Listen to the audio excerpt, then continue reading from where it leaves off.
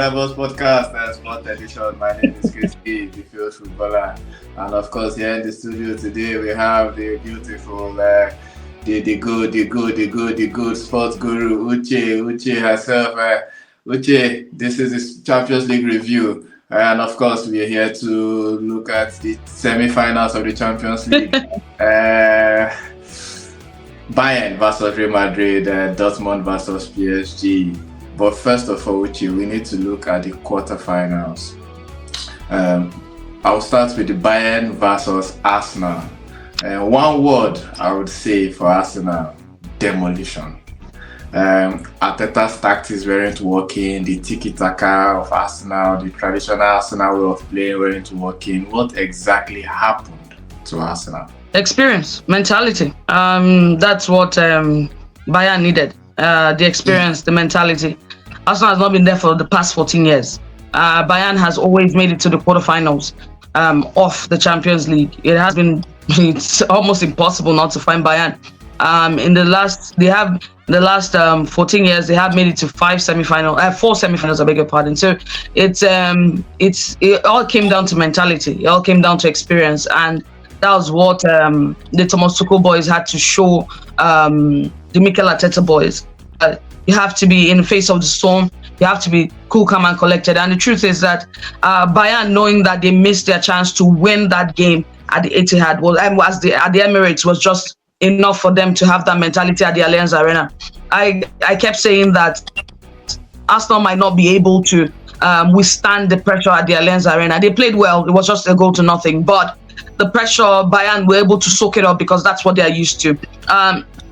At the Emirates, they didn't get that penalty that could have been a penalty against Gabriel Magalhaes. It is a penalty. No matter what the referee wants to say, because he said it was, according to him, said it was a mistake from a kid. It was a kid's mistake. In football, there's nothing like kid's mistake. So automatically, what he was trying to say is that I messed up, but I didn't know how to correct it. And the last time I checked, Bukayo Saka's penalty call wasn't a penalty. He actually did kick Manuel Neuer, and that was supposed to get him into trouble, because I don't expect a goalkeeper standing his ground and you just come in between, put your leg in between his leg, and the next thing you and you say it's a. So it was a good one for Bayern to be able to contain the firepower of Arsenal. Now you have the Trossard up front, you have the Martinelli, you had the Kai Havertz, and even the Bukayo Saka, but it wasn't enough, because there must be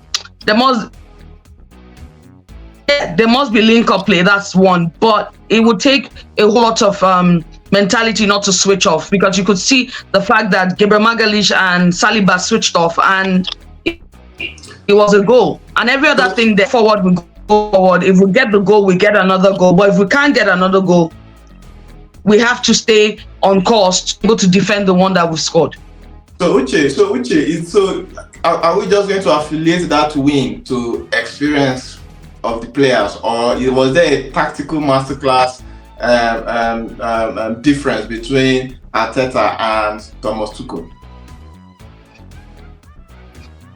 Well, there is a whole lot of difference. That's the same Thomas Tuchel that won the Champions League with Chelsea. That's the same Thomas Tuchel that went to PSG. So that's the same Thomas Tuchel that's in Bayern. It's Thomas Tuchel is Mikel Arteta learned under someone that is always pressure. They Gabriel Jesus start that game because he was overthinking it. Why would they trust Trossard? Trossard is a second half player. Trossard does better as a substitute. Why didn't you do that? But Thomas Tuchel is someone that thinks about it. He's confident about it. He just knows that, and he has the players, and that's the Bayern players who have experience. Thomas Müller is on the bench. And we have a Neuer on the pitch. Neuer has actually did break a record, had surpassed over 60 games without conceding in the Champions League. So you just give it to him. He has been there. He knows how it is. If you see the difference between a Neuer at the post and you see a Raya, you will know the difference. cool, calm, and collected. So now you would want to say that the two managers are coming from two different sides, and they are managers that talking about Thomas Tuchel is someone that is already more experienced than a Mikel Arteta. So Mikel Arteta has not been in the Champions League, and he's just coming in with Arsenal after 14 years. So, and you see Thomas Tuchel that it was easy for him to breeze into the Champions League and come out. In as much as he only won it once with Chelsea. Okay, Uche. So let's move on. Madrid, Man City. That match was, for me, like the final. They should have just given somebody the cup there, but of course, they need to due process and play it out till the last day. So, in my opinion, in my eyes, Guardiola did nothing wrong. Man City players did nothing wrong. It just was their win on the day. What's your take about that? Well, they did nothing wrong. It was not, apart from not being their day, it still came down to one thing: mentality. Because Carlo Ancelotti had told his players what would differentiate you and the semi-final is the mentality. Are you ready to go in there and show them that you're a 14-time winner of the Champions League? That is a different mentality. You win it once, it's just there. You win it 14 times, is a huge one. So you're talking about people that they know that it is at their grasp. It is just for you to lose it. So it had to come down, like Jude Bellingham was saying, it had to come down to mentality, because they knew that a Pep could match them tactic for tactic, player for player. So what will separate you? It is the mentality that not just the fact that you are playing for Real Madrid, but you're better coming from where you're coming from. So during the penalty shootout, you could understand that, because when you see players like Jude Bellingham, you'll be amazed that he's just 20. The composure, you would just be amazed that he's just 20. And you could see that during the penalty shootout, it wasn't for Man City. They were already under a whole lot of pressure. Now, if you look at Real Madrid, they were using, some of them were actually, it was their midfielders and their defenders that started playing. That started playing the penalty. They didn't get to the Vinicius Junior or the Rodrigo or the Brahimi. The only striker that actually took a penalty for Real Madrid was Jude Bellingham. So others were defenders. Okay, let's just start with that. And the confidence of the goalkeeper of Real Madrid, he's a young man, but I don't know where he got his confidence from against a Bernardo Silva. You were just standing there looking at him like, I knew that he was going to do something, wanting to be different, and he wanted to take a penalty. Yes, he has watched those guys' penalties, and he just assumed. So and I remember Rudiger pointing to the goalkeeper like, take to your left, go to your left, when he came to a Kovacic, because he had played with Kovacic in Chelsea. He knew Kovacic well. So this had to come down with mentality. We know these people, and we can actually go far. This is not the real. I told them that it will take a lot for Pep Guardiola to be able to beat an Ancelotti twice. Yes, in a Champions League knockout stage, it will take everything that Pep Guardiola can muster in this life, because the truth is that an Ancelotti is calmer and more open-minded. Like, what can I do differently? Now he was playing penalties with defenders. So I guess Carlo should be named right now among the greats. You know, he doesn't, because he's not loud, he doesn't really get the credit he deserves. So you're just hearing coaches and you're just hearing Mourinho, you know, and some other names that will probably come over. I think Carlo is just like I don't know if you know. No, Carlo should take his own. Carlo knows his onions, and he should take his flowers. And I've said it before that maybe for some reason people don't rate Carlo like that, but Carlo is a don. Carlo is a boss. And if you give it to him in the Champions League, apart from Zidane winning it back to back, give it back to back to back. That's 3 times in a row. Give it to Carlo. He has gone to different continents and different leagues to be able to different. Yes. So let's move on. Yes. PSG, just Barcelona. Give it to Carlo. Yes. PSG, Barcelona. Which a PSG Barcelona, what actually happened? Should we just affiliate that win to the red card given to Araujo in the 27th minute? Was that what just made Barca fall down flat? Or was it the Mbappe factor? Okay. No, it wasn't the Mbappe factor. It was just the red card. And Xavi could have managed that play better. But give PSG a kudos because they were mounting pressure. The pressure was coming. They didn't stop. Even in as much as they had scored 1, 2, they didn't stop. 3, yes. Let's just keep going.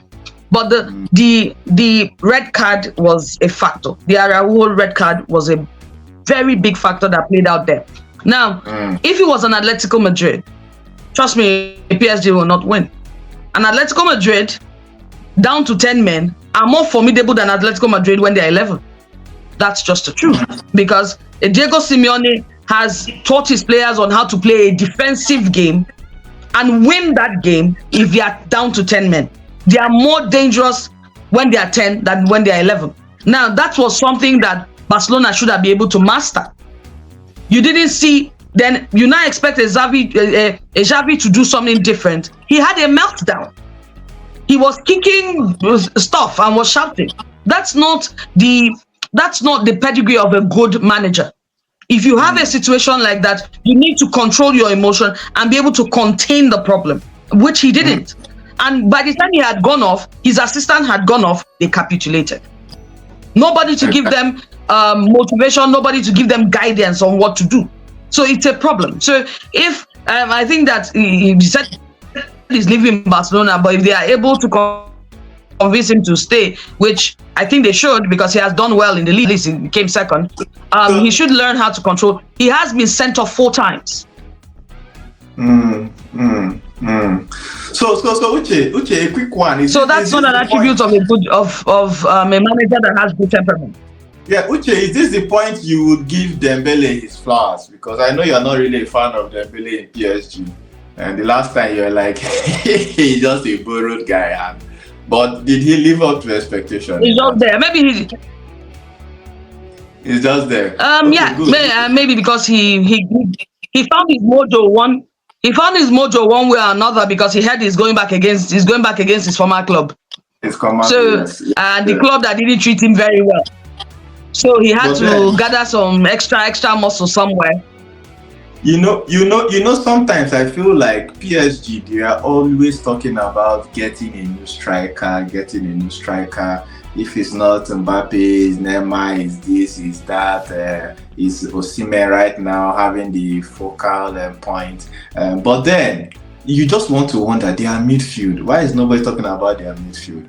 I saw midfield against Barcelona. I cannot say if it's because they were just playing against the 10 men. But the Vitinha, the Marquinhos, I saw those guys and, I just feel like they should also be giving their flowers because, in the PSG setup, nobody really talks about midfield. It's just strikers. So I just wanted to let that out. So Uche, moving on to the semi-finals. Bayern Munich versus Real Madrid. That will obviously be next week, 30th April. You are being biased. You didn't talk about Dortmund actually demolishing an Atletico Madrid. Dortmund and Atletico. Why I'm not really hitting much on them is I feel like the match went as planned, and I want to see the Dortmund against like the big boys. Atletico somehow found their way up there, but now Dortmund will be meeting PSG. Now is the time to test the strength of Dortmund. I just feel like them coming up, not like they've not met some good teams, but you won't compare what they've gone through with what Madrid. Well, when you look at a PSG, when you fit in a PSG into the La Liga, I don't think that the PSG will actually survive or come first, because you are playing Nantes, you're playing Lens, you're playing Lille. Lille is a good team, but it's not as competitive as the La Liga. It's not the Bundesliga. Two of them the Liga and the Bundesliga might actually be competing for that one. For that, who is better? But when you the La Liga and the Bund and the Liga, it's not. You don't compare that. The kind of play that is in the La Liga is not the kind of play that you see. It is more beautiful to watch. It is sweet to watch. It is you see mind-blowing goals. So I think Atletico on their off in the La Liga very good. They've won the La Liga before, of which if you fit in that same PSG into La Liga, I don't think that they might actually be winning back to back. Okay, that's fair point. Moving on, semi-finals, Bayern Munich, Real Madrid. What are the expectations? What are the odds? Bayern Munich, Real Madrid. Because I think that Real Madrid were hoping to actually. Yes. Real Madrid were hoping to meet a Bayern, because they know how Bayern plays. They know the mentality of Bayern. So I think that they would have been saying, no, I don't want to see an Arsenal, because, well, Real Madrid has never beaten Arsenal in any competition. So they might be saying, okay, this is a new young Arsenal side. We don't know them. But when it comes to Bayern, Real Madrid actually does know Bayern that well. And Bayern, they've always got the better part of Bayern. Even in the days of Cristiano Ronaldo, they've always gotten past Bayern with almost ease, I would say that. So it's something that Carlo will want to relish. There is experience on the bench, and there is experience with the coaches. Maybe not too much experience with the kind of way Carlo, or maybe you see Jose Mourinho, but Thomas Tuchel, he has got the experience, that he has seen the experience in Champions League, and you can just say that, oh, okay, he's going to do something different. But winning, it will take a whole lot. He has to go whoop out a drawing board just like Pep and get a marker and start. But he has won. Talking of Thomas Tuchel, he has won Real Madrid when he was with Chelsea. You said when he was in Chelsea, and I think Carlo was the coach in Real Madrid then, wasn't he? So that experience would likely come into play. He actually won in one leg of the game, and the other leg they now actually decided to use them to sweep the remaining part of the stadium that they did not qualify for. So you win one leg, and Carlo shows you how to do it in the other leg now. And he did not progress against Carlo. He didn't progress against Carlo Ancelotti. So now this is something that you want to do. I want to win these games. It's a two-legged tie. I want to win it to be able to progress against a Carlo Ancelotti side, and a Carlo Ancelotti side that actually has met Bayern. Unfortunately, he's the Bayern coach. They have met Bayern in like a while. I'm not saying that Bayern is not going to get their own fair share of goals if it comes, but it's something that Thomas Tuchel now has to keep psyching the players, imbibing the best way the tactic is going to work, because it is going to be tough, very tough. So Bayern has good players, young players, fast players, same as Real Madrid. As Real Madrid, because the center for Real Madrid, if you look at it, you have a Kroos, a Modric, Camavinga, and Otrameni, who is not going to play.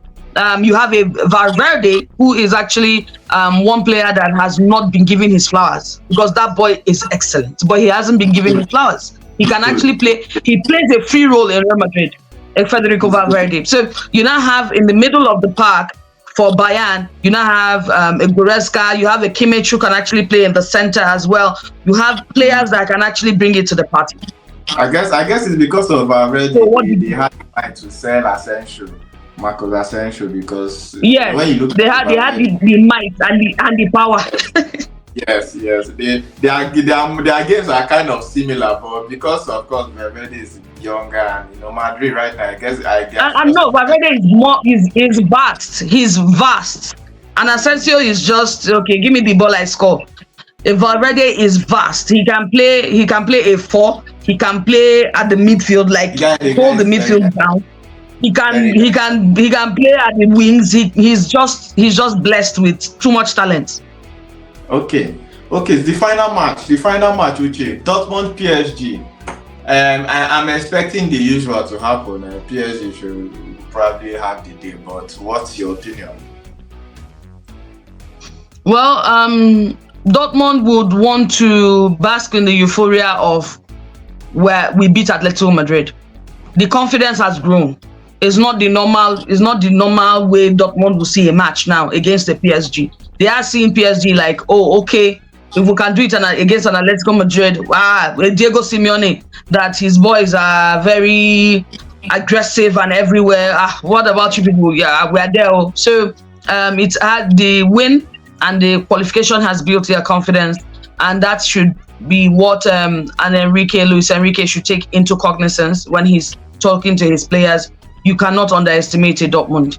You really cannot underestimate a Dortmund. I remember when Real Madrid and when Barcelona a few seasons ago, when they still had Lionel Messi, they underestimated PSG, and what the PSG almost spells Barcelona in 2 legs. So you underestimate people and you pay for it. No, then Bayern and Barcelona, you underestimate people and you pay dearly for it. That's what you do when you underestimate people, or when you underestimate teams. You pay dearly for it. So this is something that they need to work on, like seriously work on. Don't underestimate anybody. That day, Dembele might actually decide to switch off. But I know that on paper, like that's what we say. It's on paper, PSG has an upper hand. Yes. Okay, so let's leave that as that. Do you have any predictions for the matches? PSG, Dortmund, and of course Real Madrid, Bayern Munich.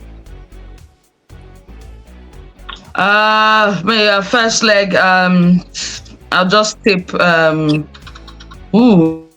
If it's at the Santiago Bernabeu, Santiago Bernabeu first. I'll say the first leg will be at the Allianz Arena. Okay, if it's at the Allianz Arena, I would say it's a draw. But if it's at the Santiago Bernabeu, maybe the reverse fixture, we'll talk about that. Well, after we see the first game. But at the Allianz Arena, it might just be a draw. Okay, so PSG Dortmund 1-0, 2-0, 2-1. Who is at home? Dortmund is at home, of course.